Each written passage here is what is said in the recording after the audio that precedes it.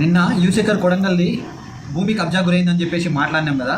ఆ వీడియో పెట్టిన తర్వాత నిన్న నైట్ కాల్ వచ్చింది. అతను నాతో మాట్లాడిండు శేఖర్. అయితే అతను చెప్పే విషయం ఏంటంటే ఆ భూమి 5 ఎకరాలు వాళ్ళ పేరు మీదనే ఉంది, పాస్బుక్లు ఉన్నాయి. డేవిడ్ అనే పర్సన్ అక్కడ ఒక గవర్నమెంట్ ఎంప్లాయీ, అతను పంచాయతీరాజ్ శాఖలో పనిచేస్తాడంట. అతనికి రాజకీయ నేతల అండదండలు మెండుగా ఉన్నాయంట. అయితే అందరినీ మేనేజ్ చేసుకుంటున్నాడు. మేము ఎవరి దగ్గరికి పోయినా మా మాట ఎవరు వినట్లేదు అని చెప్పేసి అతను బాధపడుతున్నాడు. అయితే 100% న్యాయం అతని వైపు ఉన్నప్పుడు రేవంత్ రెడ్డి ఇలాకాల, రేవంత్ రెడ్డి ఊర్లో 10 మందికి తెలిసిన ఒక యువశేఖర్ అనే పర్సను అతనిదే భూమి కబ్జా అయితే రాష్ట్రం మొత్తం ఎన్ని కబ్జాలు అవుతున్నాయి, ఎంతమంది పలుకుబడి ఉన్న వాళ్ళు పేదల కడుపు కొడుతున్నారు. ఈ విషయం గురించి కాంగ్రెస్ నాయకులను అడిగితే కోపం వస్తుంది. ఎందుకు జరుగుతున్నాయి ఇట్లా కబ్జాలు?